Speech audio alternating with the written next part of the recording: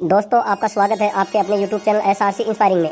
दोस्तों, किसी के भी मन की बातें जानने के लिए 3 तरीके होते हैं, लेकिन इन तीनों तरीकों को समझना अति आवश्यक है। यदि आप इन तीनों तरीकों को समझ लेते हैं तो आप किसी के भी मन की बातें बड़ी ही आसानी से जान सकते हैं, समझ सकते हैं। तो चलिए इसे एक बुद्ध कहानी के माध्यम से समझते हैं कि किस तरह से आप दूसरों की मन की बातें जान सकते हैं, समझ सकते हैं।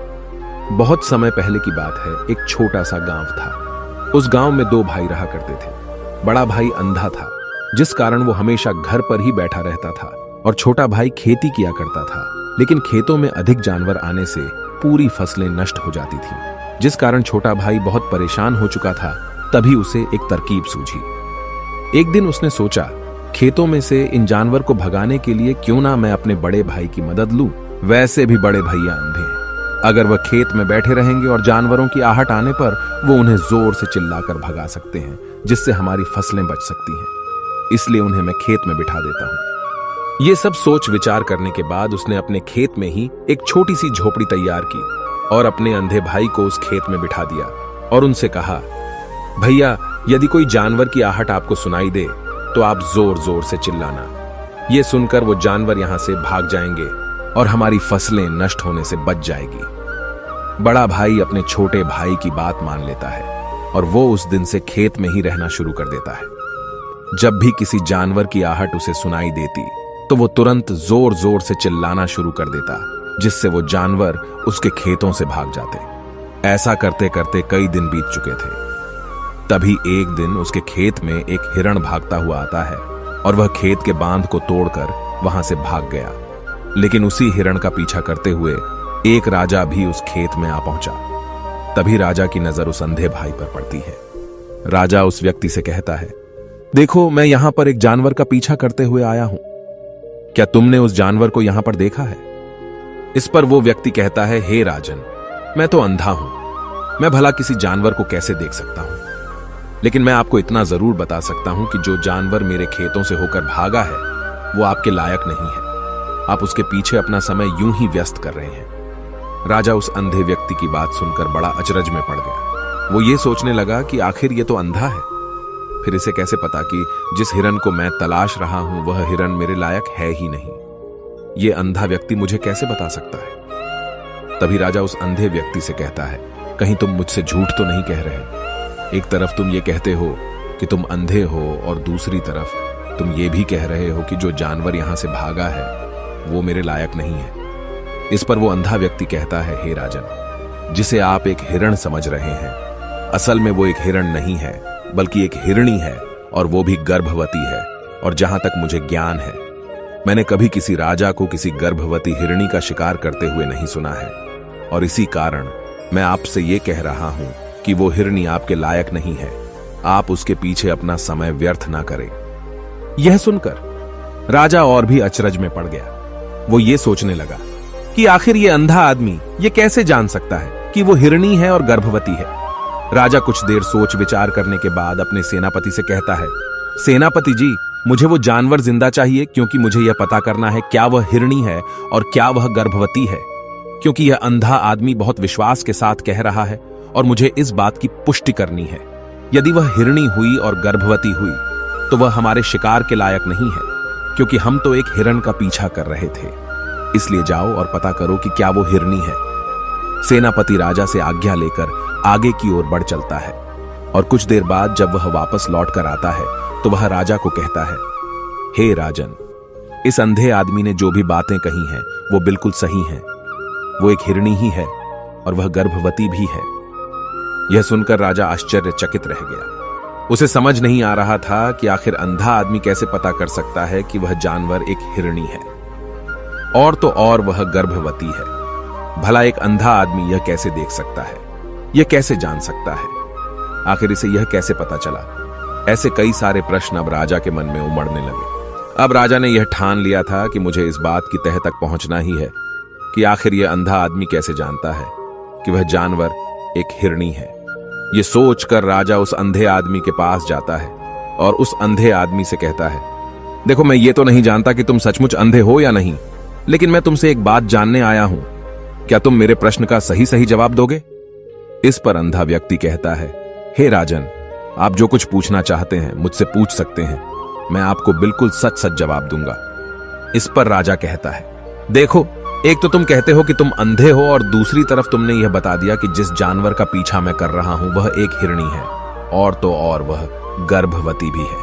आखिर तुम्हें यह कैसे पता चला? तुम्हारे खेत में और भी तो जानवर आते होंगे, और भी तो जानवर यहां से गुजरते होंगे, फिर तुमने यह कैसे अंदाजा लगाया? तभी वह अंधा व्यक्ति राजा से कहता है, हे राजन, आप जिस हिरणी का पीछा कर रहे थे वही हिरणी जब मेरे खेत में आई, उसकी रफ्तार और उसके भागने की आहट से मुझे यह एहसास हो चुका था कि यह एक हिरणी है, और मेरे खेत की जो बांध है वह बहुत छोटी है, उसकी ऊंचाई ज्यादा नहीं है। यदि कोई हिरण होता तो उस बांध को बड़ी आसानी से लांघ जाता, लेकिन वह हिरणी इस बांध को तोड़कर भागी है, और यदि वह इस बांध को छलांग लगाकर पार करने का प्रयास करती तो इससे उसके बच्चे को खतरा होता, और इसी बात से मैंने यह पता लगा लिया कि वह गर्भवती है। इस कारण वह ज्यादा ऊंची छलांग न लगाकर मेरे खेत की बांध को तोड़ते हुए भाग गई। इस पर राजा के मन में एक और प्रश्न उठा। राजा ने कहा, किंतु तुम्हें कैसे पता चला कि वो एक हिरणी ही है, और भी तो कोई जानवर यहां पर आ सकते हैं? इस पर वो अंधा व्यक्ति कहता है, हे राजन, मैं पूरा दिन सुबह शाम यहीं पर बैठा रहता हूं, और मेरी सुनने की शक्ति बहुत तेज है।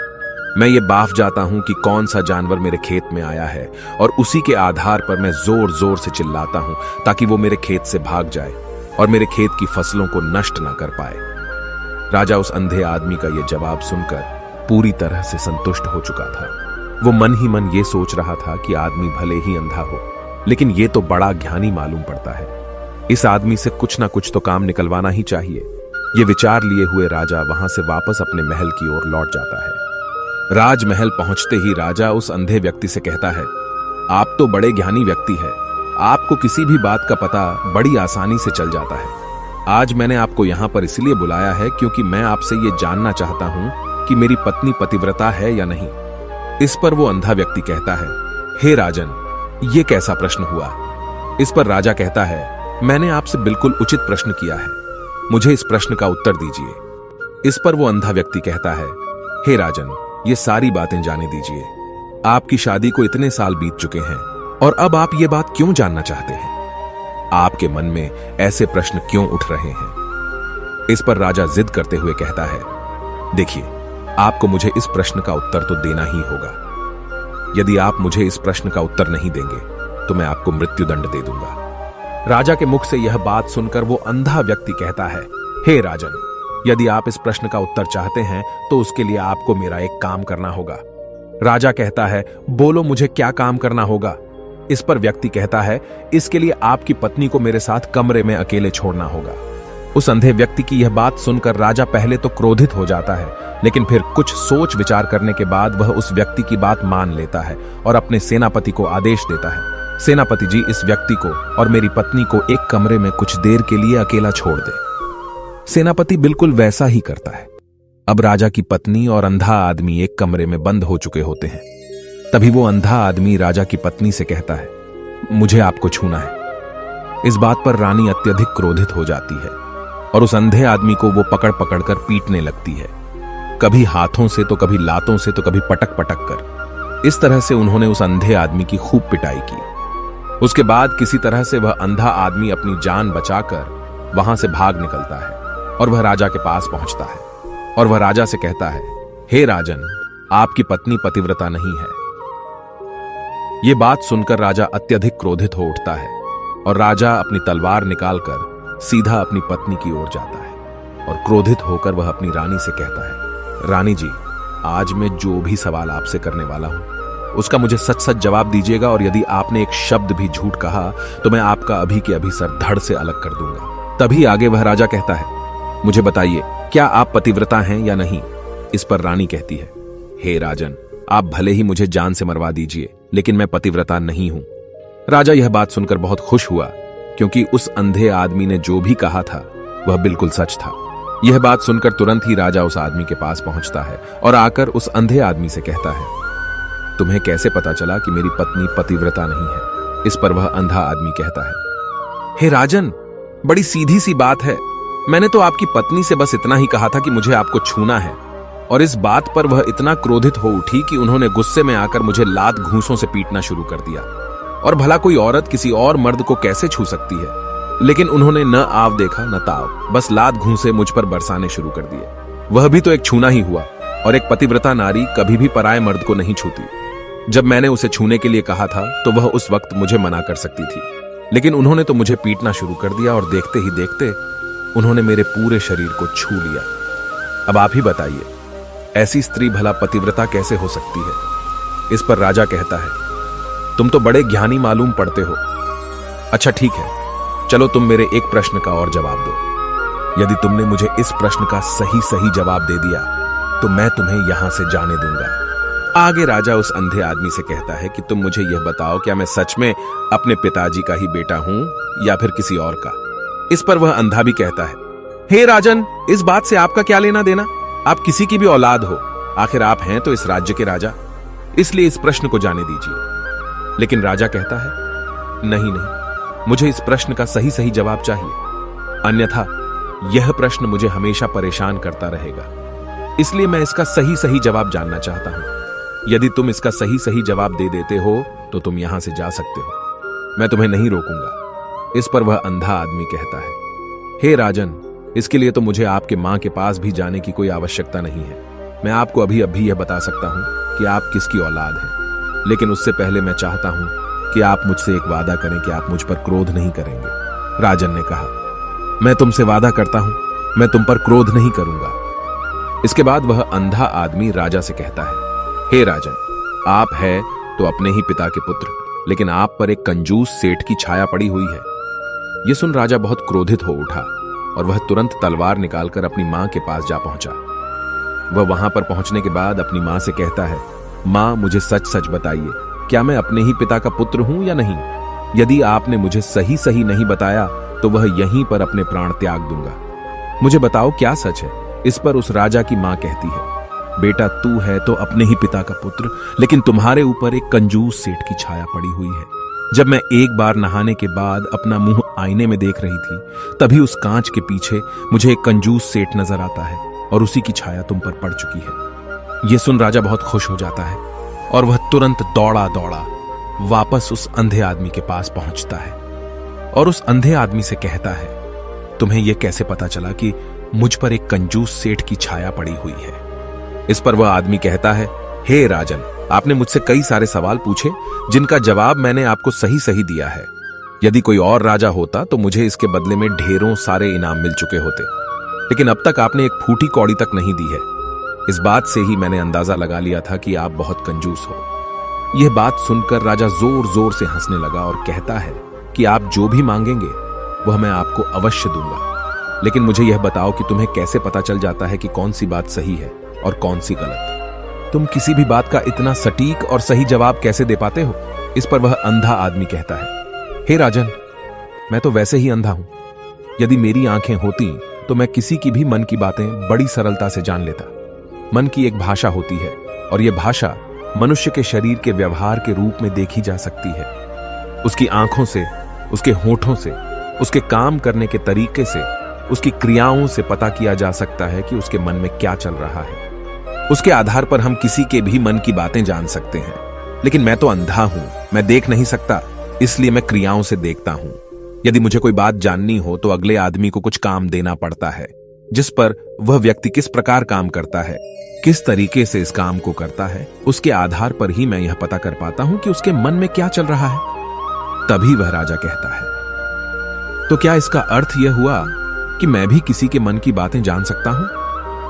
इस पर वह अंधा आदमी कहता है, हे राजन, अवश्य आप भी किसी भी व्यक्ति के मन की बात जान सकते हैं, किंतु उससे पहले आपको अपने ऊपर काम करना होगा, और वह काम है अपने मन को शांत करना, अपने मन को वर्तमान में लाना होगा, जिसके लिए मैं आज आपको 3 तरीके बताने वाला हूं। और ये तीनों ही तरीके बड़े ही आसान और सरल हैं। किंतु हे राजन, उससे पहले आपको एक काम करना होगा, अपने मन को एकाग्र करना होगा। जब हम अपने मन को एकाग्र करते हैं, अपने मन को वर्तमान में लाते हैं, तो हम दूसरे के मन की बात जान सकते हैं, क्योंकि वह आदमी अभी भी अपने मन में वर्तमान में ही सोच रहा है, और हमें भी मन को वर्तमान में ही लाना होगा, तभी हम उसके मन की बातें जान सकते हैं। यदि हम अतीत में हुई घटनाओं के बारे में सोच रहे हैं तो वह जो अगला आदमी वर्तमान में सोच रहा है, वर्तमान में अपने मन में बात कर रहा है, वह हम कैसे जान पाएंगे? क्योंकि हम तो अतीत की घटनाओं में डूबे हुए हैं।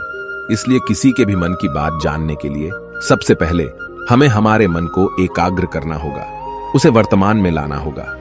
आगे वह व्यक्ति राजा से कहता है, हे राजन, जो 3 तरीके मैं आपको बताने वाला हूं, इन 3 तरीकों से बड़ी आसानी से किसी के भी मन की बातें जान सकते हैं। उसके बाद वह अंधा आदमी राजा से कहता है, हे राजन, जो सबसे पहला तरीका है वह है आंखों पर ध्यान देना।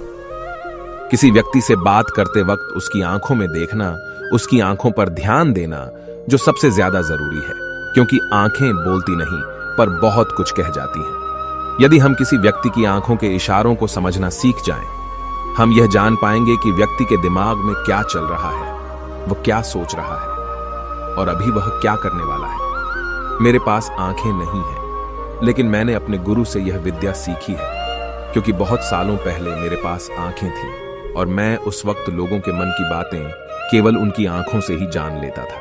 इसलिए यदि आप भी दूसरों की मन की बातें जानना चाहते हैं तो आपको भी उनकी आंखों पर गौर करना चाहिए, जैसे कि उनका आकार कैसा है, वह कब, कहां और किधर देख रहे हैं। यदि उसकी आंखें यहां वहां घूम रही हैं, जब आप उससे बातें कर रहे हैं तो वहां वह इधर उधर मोड़ रहा है, कभी ऊपर तो कभी नीचे या कभी आसपास, या फिर उसकी आंखें खुश नजर आ रही हैं या फिर आंखें निराश नजर आ रही हैं, जैसे कि चोर होता है। उसकी आंखों में जब हम देखते हैं तो हमें यह पता चलता है कि अगले आदमी ने कोई गलती की है। ठीक उसी प्रकार जब हम किसी चालाक व्यक्ति की आंखों में देखते हैं तो आपको पता चलेगा कि उसकी आंखों में एक भाषा होती है। एक बहुत ही सीधा और आसान तरीका होता है। यदि आपको यह पता लगाना है कि सामने वाला व्यक्ति आपसे झूठ कह रहा है या फिर सही, तो आपको उसकी आंखों पर ध्यान देना अति आवश्यक है। यदि आपसे बात करते वक्त वह व्यक्ति अपनी आंखें यहां वहां घुमा रहा है, ऊपर नीचे, इधर उधर, दाएं बाएं, हर जगह देख रहा है, तो इसका अर्थ यह हुआ कि वह उस बात से निकलने का कोई रास्ता ढूंढ रहा है, वह कोई झूठ बना रहा है। यदि सामने वाला व्यक्ति आपसे कुछ झूठ कहने का प्रयास कर रहा है तो वह आपसे नजर नहीं मिलाएगा। वह यहां वहां देखेगा, ऊपर नीचे देखेगा, लेकिन वह आपकी आंखों में आंखें डालकर कभी नहीं देख पाएगा, क्योंकि उसे डर है कि यदि उसने आपकी आंखों में आंखें डालकर देखी तो उसका झूठ पकड़ा जाएगा और लोगों को सच्चाई का पता चल जाएगा। और इसी प्रकार कुछ और भी भाषाएं होती हैं। जब आप किसी की आंखों में आंखें डालकर यह देखना शुरू कर देंगे कि उसके हाव भाव क्या है, ठीक उसी प्रकार चेहरे के हाव भाव होते हैं, जिससे हम मन की बातें बड़ी आसानी से समझ सकते हैं और इन्हें भी समझना बहुत जरूरी है। कभी कभी कोई व्यक्ति अपने चेहरे से जैसे आंख, होंठ और बहुत से कुछ अलग अलग व्यवहार करता है। यदि आप किसी व्यक्ति के चेहरे में गौर करेंगे तो आप आसानी से समझ पाएंगे कि वह व्यक्ति निराश है, जब व्यक्ति बहुत उदास है, या फिर वह बहुत खुश है, या फिर उसे कोई बहुत बड़ा दुख है। वह अपने अंदर क्या महसूस कर रहा है, ये सारी बातें हम उसके चेहरे के हाव भाव से पता कर सकते हैं। फिर चाहे इंसान जुबान से कुछ बोले या ना बोले, लेकिन आप उसके चेहरे से सब कुछ पता कर सकते हैं। आगे व्यक्ति राजा से तीसरा तरीका बताते हुए कहता है, हे राजन, इसी प्रकार तीसरी भाषा भी है, अर्थात तीसरा तरीका भी है, और वह है हाथों के इशारे और शरीर का व्यवहार। मन की बात समझने के लिए हमें हाथ के इशारे और शरीर के व्यवहार को समझना बहुत आवश्यक है। कोई व्यक्ति जब बात करता है तो आपने देखा होगा कि वो अपने हाथों को हिलाता रहता है, अपने हाथों से इशारा करता रहता है। बातों के साथ साथ अपना शरीर का जो व्यवहार है, अर्थात बॉडी लैंग्वेज, उसका भी पूरा उपयोग करता है, जिससे हमें यह पता चल पाता है कि वह व्यक्ति हमारी बातों पर कितना ध्यान दे रहा है और उसके मन में क्या चल रहा है। शरीर के व्यवहार को देखने के लिए उसके हाथ मटकाने, शरीर मटकाने और चेहरे पर बार बार हाथ लाने, हाथों का एक दूसरे से मसलना, ऐसी बहुत सी क्रियाएं होती हैं, उस पर हमें ध्यान देना अति आवश्यक है। मन की बात को समझने के लिए हमें शरीर के व्यवहार को भी समझना पड़ता है। यदि हम इन 3 तरीकों को सही तरीके से ध्यान देकर इन 3 तरीकों को अच्छे से समझ लेते हैं तो हम बहुत जल्दी किसी भी व्यक्ति के मन की बातें बड़ी सरलता और सहजता से जान सकते हैं। इसलिए यदि आपको किसी के मन की बातें जानी हैं तो आपको उसकी आंखों पर, उसके चेहरे पर, उसके शरीर के हाव भाव को और उसके हाथों को ध्यानपूर्वक देखना और समझना होगा, जिससे आप यह समझ पाएंगे कि आखिरकार उसके मन में क्या चल रहा है और वह क्या सोच रहा है। लेकिन उनसे पहले आपको अपने मन को एकाग्र करना होगा, शांत करना होगा और अपने मन को वर्तमान में लाना होगा। तभी आप उस व्यक्ति की इन सभी क्रियाओं पर ध्यान दे पाएंगे, उन्हें समझ पाएंगे। अन्यथा आप यदि अतीत की घटनाओं में व्यस्त हैं, भविष्य की योजनाओं में व्यस्त हैं, तो आप उस व्यक्ति के हाव भाव पर कभी ध्यान ही नहीं पाएंगे और न ही आप कभी यह समझ पाएंगे कि आखिर उस व्यक्ति के मन में क्या चल रहा है, वह क्या सोच रहा है। आपने देखा होगा कि ऐसे कई बड़े संत महात्मा हैं जो बड़ी ही शांति से आपको देखते हैं और आपको देखकर ही ये बता देते हैं कि आपके मन में क्या चल रहा है, आप उनसे क्या जानने आए हैं। और इसका सबसे बड़ा प्रमुख कारण यही है कि वह आपको पढ़ सकते हैं, आपको समझ सकते हैं, आपकी मन की बातें जान सकते हैं, क्योंकि उनका मन एकाग्र है, शांत है और यही कारण है कि वह आपके मन की बातें बड़ी सरलता से समझ जाते हैं। यदि आपने अब तक पूरी कहानी को सुना है तो मैं आपसे एक छोटा सा अनुरोध करना चाहता हूं। कृपया इस चैनल को सब्सक्राइब करें ताकि मैं आपके लिए और भी ऐसी ही ज्ञान से भरपूर कहानियां लेकर आ सकूं। नमो बुद्धाय। मिलते हैं एक नई कहानी के साथ अगली वीडियो में।